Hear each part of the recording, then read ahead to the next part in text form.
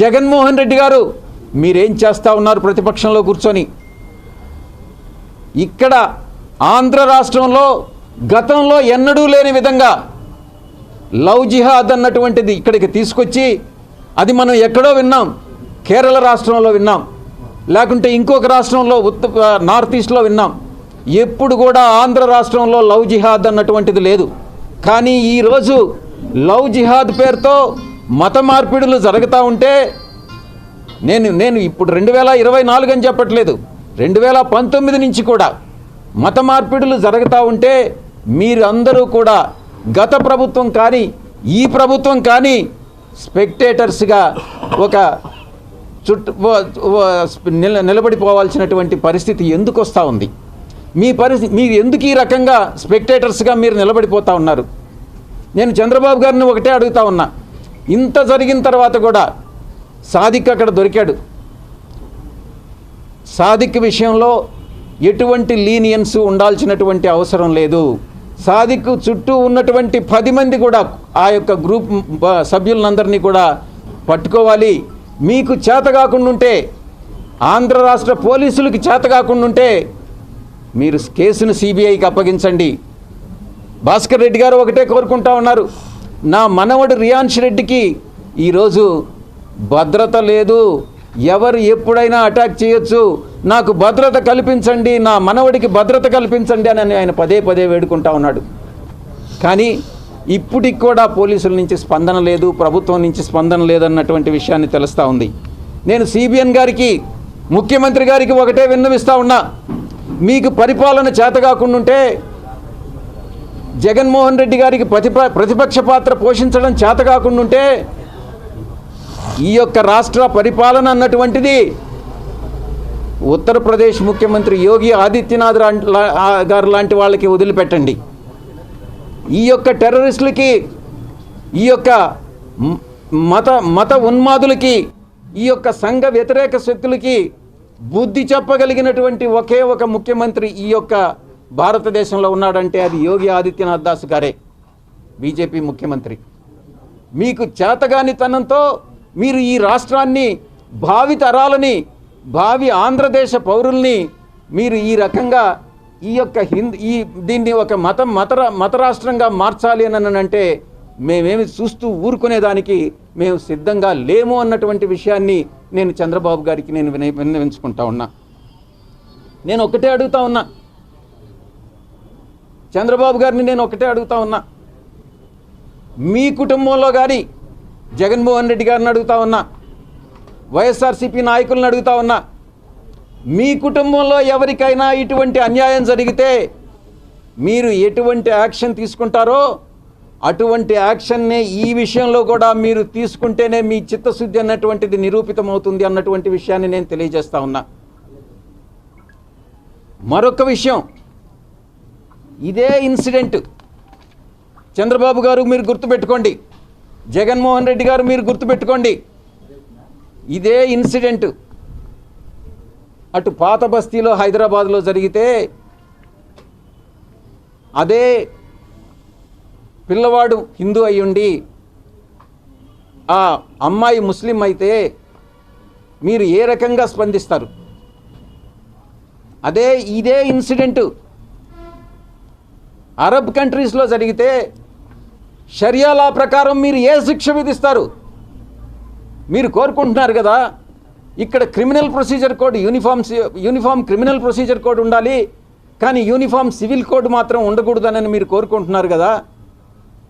అదే ఈ యొక్క క్రిమినల్ యాక్ట్కి అరబ్ కంట్రీస్లో ఎటువంటి శిక్ష విధిస్తారో అక్కడ విధించే షరియా లా ప్రకారం మీకు కూడా తెలుసు.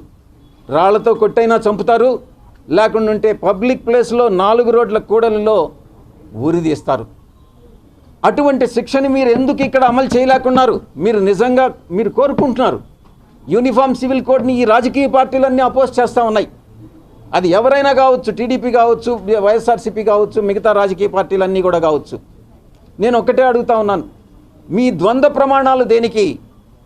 మీరు ఒక మతానికి ఒక చట్టం, ఇంకొక మతానికి ఒక చట్టం, ఒకరికి ఒక న్యాయం, ఇంకొకరికి న్యాయం మాట్లాడేటటువంటి ఈ యొక్క సూడో రాజకీయ పక్షాలని ఈ ద్వంద్వ ప్రమాణాలు పాటించే రాజకీయ పక్షాలని ప్రజలు నమ్మవద్దు అని నేను కోరుకుంటా ఉన్నా.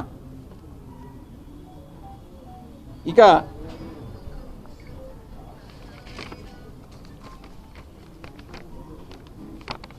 ఏపీలో, ఆంధ్రప్రదేశ్లో నేను ఒక్కటే ప్రజలకు విన్నవించుకుంటా ఉన్నా. ప్రతి కుటుంబం, నేను ఈరోజు ఉదయం ఒక ట్వీట్ పెట్టా. ఆ ట్వీట్లో సౌజన్య మరణ వాంగ్మూలాన్ని యాజ్ ఇట్ ఈస్గా ఆమె దాన్ని ట్రాన్స్లేటెడ్ కాదు, తెలుగునే టైప్ చేసి ఆమె సంతకం పెట్టినటువంటి పేపర్ నా దగ్గర ఉంది. కానీ అది బహిర్గతం చేయకూడదు కాబట్టి దాన్ని తెలుగులో టైప్ చేసి దాన్ని పెట్టా, యథాతథంగా పెట్టా, రిలవెంట్ ఎక్స్ట్రాక్ట్ పెట్టా. దీన్ని బట్టి మీకు ఒకటే అర్థమవుతా ఉంది, అర్థం చేసుకోవచ్చు. అది ఆమె చాలా వివరంగా కూడా రాసింది దాని విషయంలో. ప్రతి కుటుంబం, ఆంధ్ర రాష్ట్రంలో ప్రతి కుటుంబం, ప్రతి మహిళ, ప్రతి హిందువు ఈ విషయాన్ని సీరియస్గా తీసుకోవాలి అని నేను విన్నవించుకుంటా ఉన్నా. ముఖ్యంగా హిందూ వివాహిత స్త్రీలు కానీ, హిందూ బాలికలు కానీ ఈ యొక్క మతోన్మాదుల చేతిలో లవ్ జిహాద్ దీంట్లో పడిపోకూడదనని నేను అందరికీ కూడా విన్నవించుకుంటా ఉన్నా. హిందూ మతానికి చెందినటువంటి ప్రతి ఒక్కరు కూడా ఈ విషయంలో జాగరూకత వహించాలి అన్నటువంటిది నేను విజ్ఞప్తి చేస్తూ ఉన్నా. టీడీపీ నేతలు కానీ, వైఎస్ఆర్సీపీ ప్రతిపక్ష నేతలు కానీ వారి స్వార్థ ప్రయోజనాల కోసం నోరు విప్పట్లేదు. ఎందుకు విప్పట్లేదు అది కూడా చెప్తాను నేను. చంద్రబాబు నాయుడు గారికి కాలానుగుణంగా 5 సంవత్సరాలకు ఒకసారి అతను అలయన్స్ పార్టీని అతను ఎన్డీఏకైనా పోగలడు, ఇండీ పార్టీస్కైనా పోగలడు, యూపీఏకైనా పోగలడు, ఎక్కడికైనా పోగలడు. బీజేపీతో జతకట్టగలడు, కాంగ్రెస్తో జతకట్టగలడు.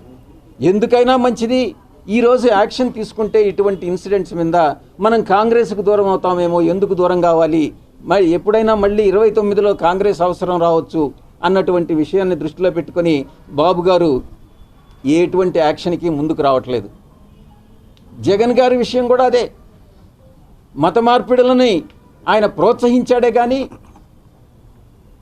కొన్ని వందల చర్చిలు కట్టేదానికి ఆయన సహకరించాడే కానీ ఆయన ఏ రోజు కూడా హిందూ మతాన్ని ప్రోత్సహించేదానికి ఆయన సహకరించలేదు అన్నటువంటి విషయాన్ని నేను, అందుకే ఆయన కూడా మళ్ళీ రేపు ఎలాగూ బీజేపీతో జతకట్టలేడు కాబట్టే రేపు కాంగ్రెస్తో అవసరం వస్తుందేమో, ఎందుకు ఇటువంటి విషయాలను లేవనెత్తడం అని ప్రతిపక్షం కూడా ఈరోజు నోరు విప్పనటువంటి పరిస్థితి. దీన్ని హిందువులందరూ ముక్త కంఠంతో దీన్ని ఎదుర్కోవాలి అని నేను విన్నవించుకుంటా ఉన్నాను.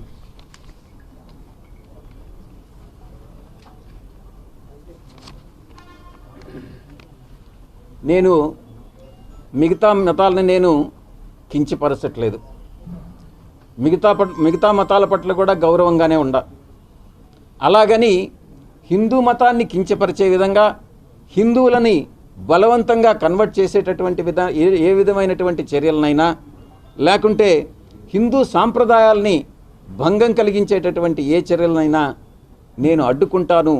అది ఎవరైనా కూడా క్రిటిసైజ్ చేస్తాను అనని నేను అపోజ్ చేస్తానని నేను విన్నవించుకుంటా ఉన్నా. మరొక విషయం కూడా నేను ప్రస్తావిస్తున్నాను. మీరు అనుకోవచ్చు, ఎన్డీఏ భాగస్వామ్య పక్షాలైన ఇది కూటమి ప్రభుత్వం, కూటమి ప్రభుత్వంలో బీజేపీ కూడా భాగస్వామే. కేంద్రంలో ఉన్నటువంటి బీజేపీ సంఘ పరివార్ కానీ, ఆర్ఎస్ఎస్ కానీ, లేకుండా ఉంటే మిగతా బీజేపీ కానీ గట్టి చర్యలు తీసుకుంటా ఉంటే ఇటువంటి ఇన్సిడెంట్స్ పునరావృతం కాకుండా బీజేపీ కేంద్ర నాయకత్వం, సంఘ పరివార్ కేంద్ర నాయకత్వం అహర్నిశాలు పనిచేస్తూ ఉంటే రాష్ట్ర బీజేపీ యూనిట్ నిద్రపోతూ ఉంది. ఎందుకు నిద్రపోతూ ఉంది? మీ పదవులు కాపాడుకోవడం నిద్రపోతున్నారా? లేకుంటే వేరే ఇంకేదైనా ఎక్స్ట్రేనియస్ కన్సిడరేషన్స్ మీరు చంద్రబాబు నుంచి పొందుతున్నారా? ఎందుకు బీజేపీ రాష్ట్ర నాయకత్వం అంటే స్టేట్ లీడర్షిప్ దీన్ని స్పెక్టేటర్గా చూస్తూ ఉంది? దీనిలో మీ ఇంట్రెస్ట్ ఏంటి అన్నటువంటి విషయాన్ని నేను బీజేపీ స్టేట్ లీడర్షిప్ని క్వశ్చన్ చేస్తూ ఉన్నాను. ఇక రాష్ట్రంలో చివరిగా నేను ఒక్కటే చెప్పదలుచుకున్నా, ఎవరికి ఏ అన్యాయం జరిగినా కూడా, ఎక్కడ ఏ అన్యాయం, ఇటువంటి అన్యాయాలు ఎక్కడ ఏం జరిగినా కూడా విజయసాయిరెడ్డి అనేటటువంటి వ్యక్తి ముందుంటాడు, ఈ అన్యాయాలని ఖండిస్తాడు, వీటి మీద ఉద్యమిస్తాము అన్నటువంటి విషయాన్ని ఈ సందర్భంగా నేను తెలియజేసుకుంటా ఉన్నా.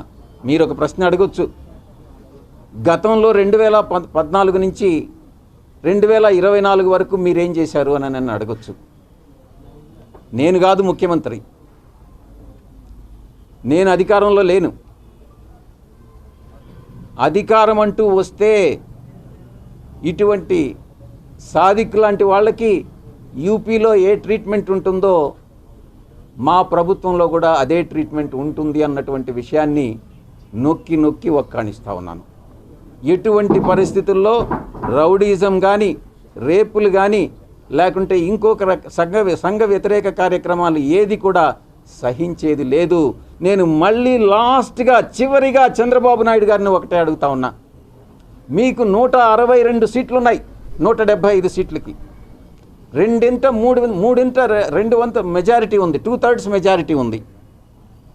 మిగతా అన్ని రాష్ట్రాల్లో మాదిరిగా మీరు యాంటీ రిలీజియస్ కన్వర్షన్ బిల్ అనేటటువంటిది ఎందుకు తీసుకురావడం లేదు చంద్రబాబు గారు అని నేను క్వశ్చన్ చేస్తా ఉన్నా. మీకు చిత్తశుద్ధి ఉంటే, మీ కూటమి భాగస్వాములకి చిత్తశుద్ధి ఉంటే, ఇలా సాదిక్ లాంటి వాళ్ళు గ్రూపులు రాష్ట్రంలో ఎన్నున్నాయో తెలియదు. సాదిక్కే ఒక చిన్న ముఠాకి 10 మందికి నాయకుడైతే ఎన్ని ముఠాలు ఈ రాష్ట్రంలో పనిచేస్తున్నాయో తెలియనటువంటి ఈ పరిస్థితుల్లో మీరు యాంటీ కన్వర్షన్ బిల్లుని మీరు ఎందుకు చట్టం చేయట్లేదు? మీకు సపోర్ట్ ఉంది, మీకు ఎవరి సపోర్ట్ అవసరం లేదు. వైఎస్ఆర్ కాంగ్రెస్ పార్టీకి నామినల్గా ఒక 11 ఉన్నాయి, మీరు ఈజీగా ఈరోజు చట్టం చేయొచ్చు. ఎందుకు చేయట్లేదు? మీ ఇంట్రెస్ట్ ఒకటే, మీ ఇంట్రెస్ట్ మైనారిటీ ఓట్లు ఎక్కడ పోతాయో, మళ్ళీ 29లో నాకు తిరిగి అధికారం రావాలి, రాష్ట్రం ఎలా పోయినా పర్వాలేదు, రాష్ట్ర అభివృద్ధి జరగకుండా పర్వాలేదు, రాష్ట్ర ప్రజలు నాశనమైనా పర్వాలేదు, నేను మాత్రం అధికారంలో ఉండాలి అనుకునేటటువంటి వ్యక్తి చంద్రబాబు నాయుడు గారు. ఆయనకు తీసిపోని విధంగా ఈవెన్ జగన్మోహన్ రెడ్డి గారు కూడా ఈరోజు పనిచేస్తూ ఉన్నారు. వాళ్ళతో కుమ్మక్కైనటువంటిది ఈ యొక్క రాష్ట్ర బీజేపీ నాయకత్వం. కేంద్ర బీజేపీ నాయకత్వం చాలా చిత్తశుద్ధితో పనిచేస్తూ ఉంది. కాబట్టి ఈ విషయంలో నేను అటు డీజీపీ గారితో కానీ, ఇటు ఈ జిల్లాలో ఉండేటటువంటి పోలీస్ యంత్రాంగంతో కానీ నేను నా ఎఫర్ట్స్, నేను చేయగలిగినటువంటి ప్రతి ప్రయత్నము చేస్తాను. ఈ కుటుంబాన్ని ప్రొటెక్ట్ చేసేదానికి నేను ప్రయత్నిస్తాను.